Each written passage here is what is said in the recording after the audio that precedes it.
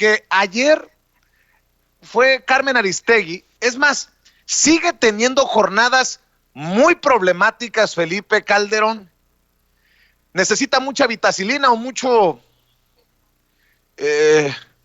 orgullo para poder pasar estos tragos amargos. Felipe Calderón hoy fue, por cierto, señalado duramente por el presidente Andrés Manuel López Obrador. Ayer fueron muchos periodistas perseguidos, como Jesús Lemus en nuestro espacio, los que levantaron la voz contra el cínico, descarado y sinvergüenza de Felipe Calderón al querer criticar al presidente Andrés Manuel López Obrador por un caso de censura inexistente, por un golpe autoritario inexistente y buscando defender a su entenado Carlos Loret de Mola. Ayer Carmen Aristegui le respondió brutalmente a Felipe Calderón y puede que Carmen Aristegui no sea santo de devoción de muchos, ojo, pero de que Carmen Aristegui fue perseguida por Felipe Calderón, eso no está ni siquiera a discusión. Ayer Felipe Calderón escribió, retuiteando una nota de Adela Micha. Adela Micha escribía: ha trascendido que Carlos Loret saldría del aire luego de la llegada del nuevo grupo de inversionistas en W Radio. Felipe Calderón escribió: si Carlos Loret sale del aire, se confirmará el perfil autoritario, antidemocrático, intolerante de este gobierno, el más represor de la libertad en décadas.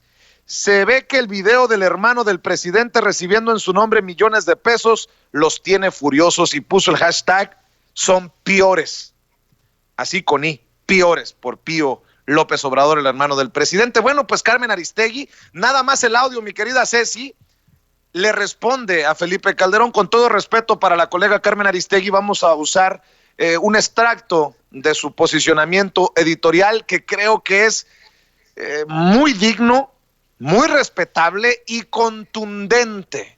Así como en algún momento nos solidarizamos con Carmen Aristegui, hoy hacemos eco de las palabras de Carmen Aristegui para decirle a Felipe Calderón: se tiene que tener cara, o como diría mi papá, se tiene que ser cochi y de cola muy larga y de trompa muy grande como para hacer lo que hace Felipe Calderón.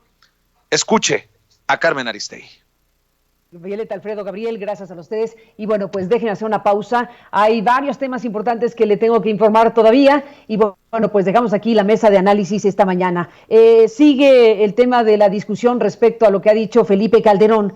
Que bueno, vienen cosas fuertes para Calderón en términos, bueno, no solamente porque está dentro de una denuncia de hechos en donde su nombre aparece, como se ha contado aquí, junto con el de Carlos Salinas y el de Enrique Peña Nieto, por las acusaciones o señalamientos que está haciendo el exdirector de Pemex, Emilio Lozoya.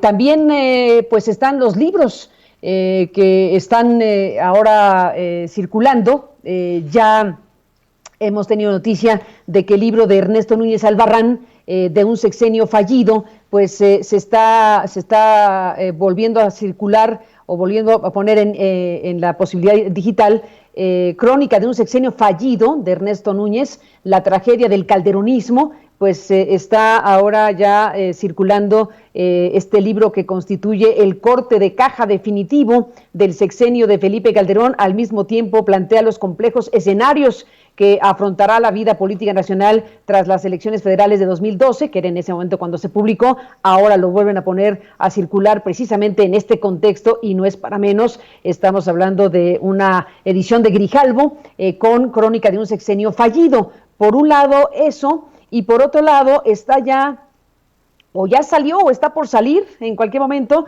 el libro de Olga Warnat. Estamos hablando de Planeta. Planeta pone a circular el libro de Olga Warnat, que se llama Felipe el Oscuro, secretos, intrigas y traiciones del sexenio más sangriento de México.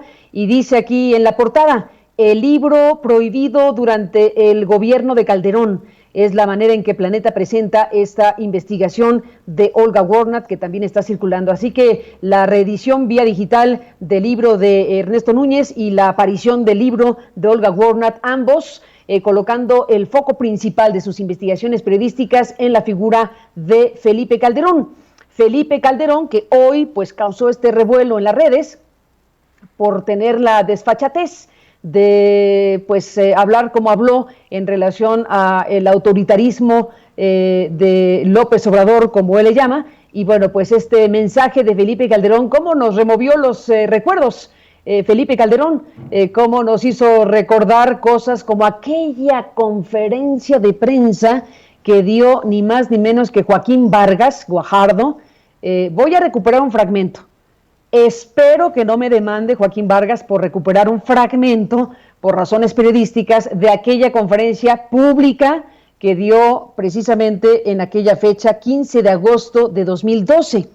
Fue la conferencia de prensa que dio después de aquel capítulo que vivimos de una salida de MBS, una salida de MBS producto de la presión total de Felipe Calderón a Joaquín Vargas, que tiempo después, cuando Felipe Calderón pretendió pues arrebatarle las famosas concesiones de la frecuencia 2.5 del espectro de la banda 2.5, que tantas cosas sucedieron con esa banda famosa, que al final se la quedó Slim y se la quedaron los otros, y bueno, muchos se hicieron millonarios o más millonarios de lo que ya eran. Los periodistas pues pusimos la cabeza, en pocas palabras, y vivimos varios capítulos de salidas en medios relacionadas con esta circunstancia vinculada a los grandes negocios de las telecomunicaciones, y por un lado, y la fragilidad del trabajo de los periodistas cuando eso está en juego. Así que bueno, pues en pocas palabras, lo que ha dicho hoy Felipe Calderón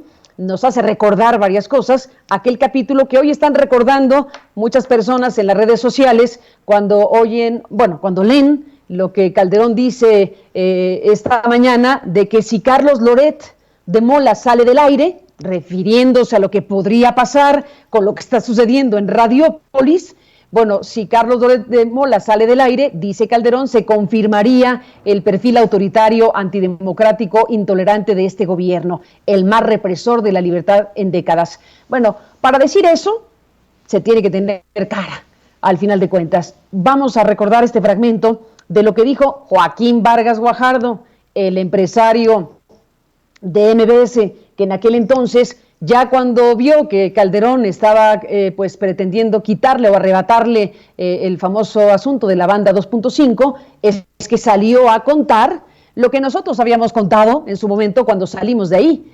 Pero claro que lo que contamos ahí pues se quedaba pequeño, porque los detalles que dio Joaquín Vargas Guajardo de aquel capítulo nos dejaron azorados, porque desde luego sabíamos y supimos y lo denunciamos públicamente en su momento, era un acto absolutamente autoritario. Le llegué a llamar un berrinche el presidente, pero era mucho más que un berrinche aquel que emitía Felipe Calderón Hinojosa por haber hecho la periodista una pregunta relacionada con señalamientos que hizo en su momento Gerardo Fernández Noroña. Se acordará que era legislador en ese momento y pues sacó una manta donde exhibía al presidente de entonces como si fuera un alcohólico, etcétera, etcétera, etcétera. En mi papel editorial hice la pregunta que consideré pertinente, que era si tenía problemas de alcoholismo, sí o no, el presidente de la República, en pocas palabras, y que ese tema era sumamente delicado y que la presidencia